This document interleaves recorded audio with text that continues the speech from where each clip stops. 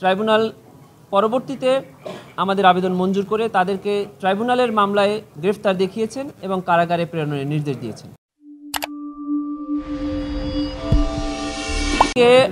আন্তর্জাতিক অপরাধ ট্রাইব্যুনালের একটি মামলায় সাবেক দুজন মন্ত্রী যাদেরকে আজকে ট্রাইব্যুনালে হাজির করা হয়েছিল, জনাব আমির হোসেন আমু এবং জনাব অ্যাডভোকেট কামরুল ইসলাম, ওনাদের দুজনকে এই ট্রাইব্যুনাল থেকে গত 17 অক্টোবর তাদের বিরুদ্ধে গ্রেফতারি পরোয়ানা জারি করা হয়েছিল।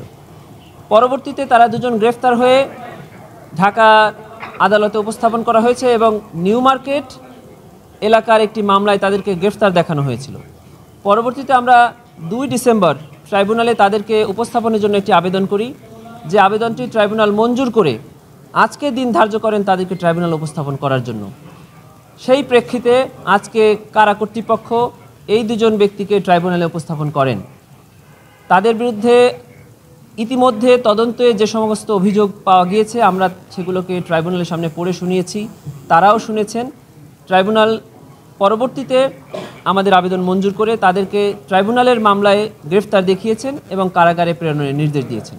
পরবর্তীতে 18 ডিসেম্বর এই মামলার নির্ধারিত তারিখ আছে, সেদিনকে তাদেরকে অন্যান্য আসামিদের সাথে পুনরায় উপস্থাপন করা হবে। 18 ডিসেম্বর। সংশ্লিষ্টতার বিষয়ে বলেছি যে জনাব আমির হোসেন আমু তিনি 14 দলের সমন্বয়ক।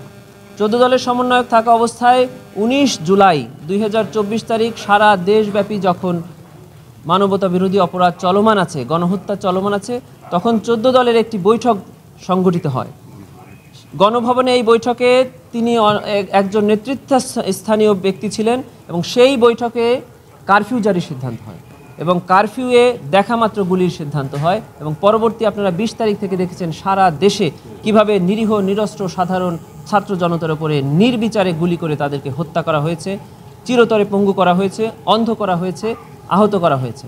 এখনও তারা এই শরীরে সে সকল দাগ বয়ে নিয়ে বেড়াচ্ছেন, আর যারা নিহত হয়েছেন তাদের পরিবাররা এই ক্ষত বয়ে নিয়ে বেড়াচ্ছেন। সেই সকল দায় থেকে যারা ওই মিটিংয়ে উপস্থিত ছিলেন, যারা নেতৃত্ব দিয়েছেন, যারা সিদ্ধান্ত দিয়েছেন, এই দুজন আসামি তাদের অন্যতম ব্যক্তি ছিলেন, তারা এই দায় এড়াতে পারেন না। জনাব অ্যাডভোকেট কামরুল ইসলাম এমপি ছিলেন ঢাকা নিউ মার্কেট এলাকায়। আপনারা জানেন তার এলাকাতে কি নৃশংসভাবে হত্যা হয়েছে। ঢাকা 2 আসনের এমপি হিসাবে তার এলাকায় অসংখ্য ছাত্র জনতাকে গুলি করে হত্যা করা হয়েছে। তিনি আওয়ামী লীগের প্রেসিডিয়াম সদস্য ছিলেন।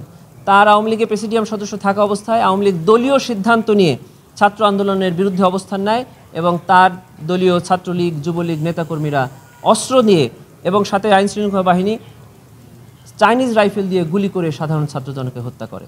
সে সকল অভিযোগ তদন্তে ইতিমধ্যে পাওয়া গিয়েছে, আরও তদন্ত অব্যাহত আছে, সেগুলো আমরা তাদেরকে পড়ে শুনিয়েছি, জানিয়েছি। এই সকল অভিযোগে তাদেরকে এই মামলায় গ্রেফতার দেখিয়ে কারাগারে প্রেরণ করা হয়। দুজনকে আজকে কমন মামলা, ওই যে ওয়াদুদ হত্যা নিউ মার্কেটের দুজন কমন মামলায় আসলো না, ওয়াদুদ হত্যা নিউ মার্কেটে তাদেরকে গ্রেফতার করে কোর্টে রাখা হয়েছিল। আজকে তাদেরকে এই ট্রাইব্যুনালের মামলায় সারা দেশব্যাপী যেটা হয়েছে সেই মামলায় গ্রেফতার দেখানো হল।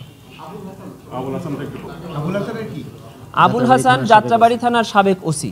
আপনারা দেখবেন ইমাম হোসেন তাইম নামে একটা ছেলে, যাকে যাত্রাবাড়িতে গুলি করে হত্যা করা হয় এবং খুব কাছ থেকে গুলি করা হয়। তার বন্ধু তাকে পেছন থেকে জাপটে ধরে নেওয়ার চেষ্টা করা হয়, তখন তার বন্ধুকেও গুলি করা হয়। সেই বন্ধু তাকে ছেড়ে যখন পালিয়ে যায় তখন ওসি তদন্ত তাকে গুলি করে। পরবর্তীতে এই ইমাম হোসেন তাইমকে নিয়ে থানায় নেওয়া হয়। থানায় নিয়ে তাইমের চেহারা বিকৃত করে দেওয়া হয় অত্যাচার করে এবং তাকে ওখানে মৃত্যু নিশ্চিত করা হয়। এই সকল কার্যক্রমে আজকের আসামি আবুল হাসান ওসি থেকে এই কার্যক্রম নেতৃত্ব দিয়েছেন, নির্দেশনা দিয়েছেন এবং সরাসরি উপস্থিত থেকে এই অপরাধ কর্মে অংশগ্রহণ করেছেন। তাকেও আজকে ট্রাইব্যুনালে এই মামলায় গ্রেফতার দেখিয়ে কারাগারে প্রেরণ করা হয়েছে। আগামী 12 ডিসেম্বর তাকেও এই ট্রাইব্যুনালে উপস্থাপন করা হবে নির্ধারিত তারিখে। তাকে আরও একবার আনা হয়েছিল ট্রাইব্যুনালেরই অন্য একটি মামলায়। আজকে তাকে ট্রাইব্যুনালের শুধু যাত্রাবাড়ি সংক্রান্ত যে মামলাটি আছে সেই মামলায় গ্রেফতার দেওয়া হবে। এটি অ্যাবসলিউটলি আইন শৃঙ্খলা বাহিনী এবং সরকারের দায়। ট্রাইব্যুনাল থেকে ইতোমধ্যে প্রায় 70 জনের বিরুদ্ধে গ্রেফতারি পরোয়ানা জারি হয়েছে। আমরা দেখতে পেয়েছি যে অল্প কয়েকজন ব্যক্তি ইতোমধ্যে গ্রেফতার হয়েছেন, এখনও অনেক ব্যক্তি গ্রেফতার হননি এবং তারা পলাতক থাকা থেকেও এই মামলার তদন্তে বাধাগ্রস্ত করে বিভিন্ন বক্তৃতা বিবৃতি দিচ্ছেন, যেটিতে আমাদের তদন্ত বাধাগ্রস্ত হচ্ছে। আমরা সরকারের কাছে অনুরোধ জানাচ্ছি যে খুব শীঘ্রই তাদের আইন শৃঙ্খলা বাহিনীকে আরও তৎপর করে, গোয়েন্দা সংস্থাকে তৎপর করে এই পলাতক আসামিদেরকে যেন অতি দ্রুত গ্রেফতার করা হয়। 70 জনের বিরুদ্ধে গ্রেপ্তারের পরও না, কিন্তু এখন পর্যন্ত কতজনকে আসলে গ্রেপ্তার দেখানো হলো? এখনো পর্যন্ত এক্সাক্ট প্রায় 25 জনকে গ্রেফতার দেখানো হয়েছে।